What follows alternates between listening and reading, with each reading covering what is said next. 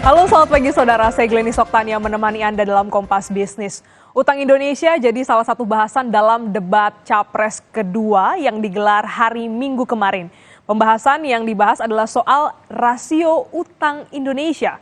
Capres nomor urut 2, Prabowo Subianto bilang bahwa tak masalah jika rasio utang pemerintah mencapai 50% terhadap PDB. Sementara Capres nomor urut 1 Anies Baswedan bilang bahwa rasio utang idealnya dijaga maksimal 30% dari PDB. Lalu berapa sih rasio utang Indonesia saat ini? Dan kami hadirkan datanya dari Kementerian Keuangan yang menyebut per November 2023, saudara, posisi utang pemerintah Indonesia adalah sebesar 8.041 triliun rupiah, saudara. Atau secara rasio ini mencapai sekitar 38,11% dari PDB. Angka ini turun jika dibandingkan rasio utang Indonesia pada masa pandemi. Kita ingat di tahun 2021 rasio utang adalah sekitar 41%. Di 2022 mencapai 39,57%. Sebagai informasi untuk Anda, saudara, undang-undang memperbolehkan rasio utang maksimal 60% terhadap PDB. Artinya, rasio utang saat ini jauh di bawah batas maksimal yang diatur oleh undang-undang. Soal rasio utang, Capres nomor urut 2, Prabowo Subianto mengungkapkan bahwa rasio utang Indonesia terhadap PDB menjadi salah satu yang terendah di antara negara lainnya. Prabowo menambahkan bahwa ada banyak juga loh negara lain dengan rasio utang terhadap PDB yang lebih besar daripada Indonesia. Bagaimana faktanya? Dan berikut adalah data yang kami ambil dari Trading Economics. Data ini diambil di tahun 2022 saat rasio utang Indonesia terhadap PDB di angka 39% dan ini dia. Kita lihat yang paling besar rasio utangnya adalah Jepang dengan sekitar 264%. Kedua ada Singapura ya 168%. Amerika Serikat ya negeri paman Sam ini 129%, ternyata dia di bawah Jepang dan juga Singapura. Kita ke Eropa ada Inggris 97,1%. Berikutnya adalah Tiongkok sekitar 77,1%. Indonesia saudara di angka 39,9%. Berikutnya disusul oleh Vietnam 37,1% dan Kamboja 36,8%. Dari data ini menunjukkan sebenarnya rasio utang Indonesia memang jauh lebih kecil jika dibandingkan negara-negara maju, tapi masih lebih tinggi dibandingkan dengan sesama negara berkembang yang ada di Asia Tenggara. Dan saudara, jadi apakah wajar sebuah negara berutang dan berapa ideal rasio utang di Indonesia? Kita akan bahas pagi ini bersama dengan Bima Yudhistira dari Direktur Selyo. Selamat pagi, Mas Bima. Selamat pagi. Iya, jadi apakah sebenarnya kan ini yang jadi bahasan juga ketika kemarin debat, apakah wajar sebuah negara ini berutang dan sebenarnya apa sih indikator kewajaran dari utang suatu negara? Iya, jadi kalau bicara soal rasio utang, itu tidak ada batasan yang kemudian dianggap batasan yang aman kalau bicara rasio utang. Karena sejarah dari rasio utang sampai ada di Undang-Undang Keuangan Negara 2003, yaitu 60% maksimum yang bisa kemudian dilewati oleh pemerintah. Itu sebenarnya dasarnya adalah satu, karena Indonesia mencontoh apa yang dilakukan oleh Uni Eropa. Jadi tahun 1990-an, itu Uni Eropa itu ingin dibentuk sehingga salah satu batas amannya adalah rasio utang 60%. Kemudian yang kedua adalah hasil dari krisis moneter tahun 98, sehingga kita harus memiliki disiplin fiskal. Nah, jadi aturan itu pun kemudian dibantah juga. Beberapa studi yang dilakukan oleh IMF sendiri, itu justru menunjukkan bahwa ada negara yang kemudian rasio utangnya bahkan melebihi 60%, itu tidak masuk dalam krisis Eropa tahun 2015. Tapi ada juga negara yang rasio utangnya bahkan di bawah 40%, itu menjadi pasien dari bailout pada saat krisis Eropa. Jadi artinya kalau kita hanya utak-atik soal rasio utang, tidak menjelaskan atau mensimplifikasi permasalahan utang sebenarnya. Nah, berapa rasio utang yang kemudian ideal itu bisa dilihat untuk negara berkembang Ini data terakhir menyingkap bahwa kurang dari 40% itu yang paling ideal. Tapi dilengkapi juga bahwa indikator selain rasio utang itu adalah kemampuan bayar utang atau debt service ratio. Dan itu bagi negara berkembang tidak boleh lebih dari 25%. Nah, jadi ini semacam konsensus aja dan harus dipisahkan antara negara berkembang dengan negara maju.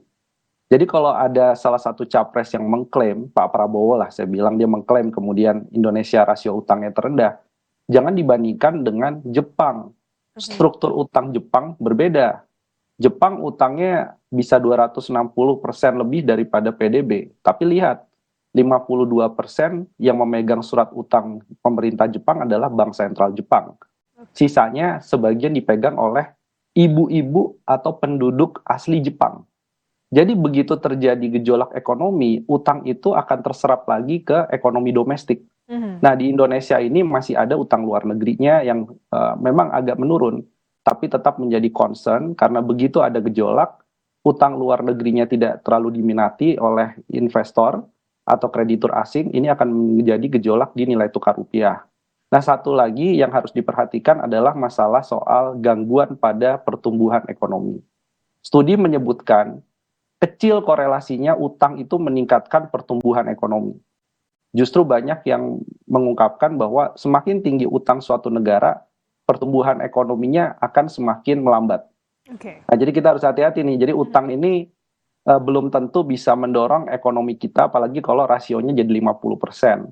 Bisa jadi pertumbuhan ekonomi yang mau dicapai 7% itu akan sulit tercapai. Oke, jadi kata aman ini perlu kembali dicermati, aman dalam hal misalnya ya tidak melebihi batas, tadi undang-undang kita mengatur 60% dari PDB, tapi juga kita harus lihat faktor-faktor lain misalnya kemampuan bayar utang, bagaimana dengan utang dalam negeri dan utang luar negerinya, begitu ya Mas Bima? Ya, jadi komposisi utang domestik, utang luar negeri satu Mhm. hal. Kedua adalah masalah bunga. Oke. Nah, ini kita juga melihat bahwa Indonesia adalah negara pembayar bunga termahal, bahkan dibandingkan dengan negara berkembang maupun spesifik negara-negara yang ada di ASEAN. Kenapa begitu Jadi, Mas? faktornya banyak. Salah satunya karena, oke, inflasi kita sudah rendah, Mhm. tapi ada kemudian desakan juga dari credit rating agency untuk membuat investor tetap tertarik membeli surat utang, sehingga bunganya dibuat lebih mahal. Yang berikutnya lagi adalah soal rasio pajak kita. Oke. Karena kan investor mau beli surat utang pemerintah, itu mereka lihat kemampuan bayarnya bagaimana. Nah, rasio pajaknya itu 10%, naik sedikit karena tax amnesty, ya, kemudian juga stagnan lagi di sekitar 10%. Jadi itu yang membuat kita harus membayar bunga lebih dari 6% kan Mhm. setahunnya. Nah, ini yang membuat tidak sehat. Nah, efek lainnya adalah ketika bunganya tinggi, maka implikasi bagi lembaga keuangan, masyarakat, deposan, lebih senang untuk menyimpan uangnya di surat utang pemerintah daripada bank menyalurkan kredit kepada sektor usaha yang produktif. Jadi Mhm. bisa dibayangkan, disedot likuiditas dari masyarakat, dari pengusaha, dari perbankan, masuk ke kas pemerintah dalam bentuk pembelian surat utang. Ya. Nah, tapi kita bisa lihat juga beberapa realisasi belanja pemerintahnya misalnya di tengah tahun agak lambat. Efeknya apa? Ini bisa mengganggu likuiditas perekonomian, pertumbuhan kreditnya bisa agak sedikit rendah. Jadi utang itu punya implikasi juga terhadap mengganggu pertumbuhan ekonomi. Oke, nah PR apa nih yang harus diperbaiki oleh pemimpin selanjutnya dalam hal pengelolaan utang Indonesia? Apakah untuk saat ini sudah dikatakan cukup baik untuk mengelola utang? Ya, ada banyak PR. Salah satu pekerjaan rumahnya adalah ada program Pak Jokowi yang harus dilanjutkan, beberapa mega proyek infrastruktur, karena kalau berhenti tengah jalan nanti akan jadi masalah misalnya. Tapi juga ada program-program capres, makan siang gratis, ada yang dana desa mau naik, dan lain-lain. Itu juga harus diperhatikan jangan sampai pendanaannya bergantung pada penambahan utang baru. Mhm. Kedua, harus ada keberanian untuk melakukan pemangkasan belanja-belanja yang dikira adalah belanja-belanja yang tidak urgent, itu memang harus dipangkas. Jadi defisit semakin mengecil, maka kemampuan bayar utang atau penarikan utang barunya semakin baik. Berikutnya lagi adalah kemampuan presiden ke depan untuk menggunakan forum-forum internasional Mhm. menggunakan peluang-peluang internasional untuk mengurangi beban utang. Salah satunya adalah membuka renegosiasi utang pada kreditur negara maju. Salah satunya contohnya adalah misalnya kita bicara soal ekonomi hijau, bahas transisi energi. Itu tidak dibiayai dari utang. JETP harusnya tidak dibiayai dominan dari utang, tapi diambil dari pengurangan pokok utang. Hmm. Karena negara maju kan punya tanggung jawab historis ya, dia udah dari dulu melakukan polusi udara besar-besaran. Jadi membantu Indonesia, kita dapat uangnya, beban utang kita bisa berkurang. Nah, kreativitas itu butuh keberanian politik, terutama berhadapan dengan kreditur. Kalau kita tidak mau terus-menerus berada dalam tekanan penarikan utang. Oke, jadi tidak hanya memperhatikan bagaimana perekonomian dalam negeri, inflasi dan lain-lain, tapi juga diplomasi atau negosiasi ya dengan negara-negara maju untuk bisa mengelola lagi bagaimana utang di Indonesia. Satu hal lagi, Mas Bima, pertanyaannya, apakah Indonesia bisa lepas dari utang? Kalau lepas menjadi rasio utang 0%, saya kira tidak ada satu negara pun yang ke sana. Bahkan negara yang berhaluan misalnya paham kiri atau sosialis, Mhm, itu pun tidak ingin juga rasio utang menjadi 0%. mhm. Yang penting adalah pengelolaan utangnya akan lebih sehat, kemampuan bayarnya lebih bagus. Sebenarnya catatannya ada di sana. Jadi kalau ada negara rasio utangnya 100% terhadap PDB, tapi dia bisa menciptakan kemampuan bayar utang yang lebih baik, maka itu pun utangnya tetap akan laris di pasar, tetap akan ada yang percaya bahwa ketika membeli utang mereka akan mengembalikan. Dan satu lagi, pelajaran pentingnya adalah digunakan untuk apa utang tadi. Hmm. Kalau digunakan untuk hal-hal yang sifatnya menyerap tenaga kerja, meningkatkan PDB, kemudian bisa menciptakan nilai tambah, maka utang seperti itu bisa menjadi leverage. Tapi sebaliknya, kalau utangnya untuk belanja yang sifatnya belanja pegawai, belanja operasional birokrasi, tidak ada kaitannya dengan memperbesar kue PDB, Mhm. maka dalam konteks itu utang bisa menjadi beban, bukan menjadi pengungkit atau leverage.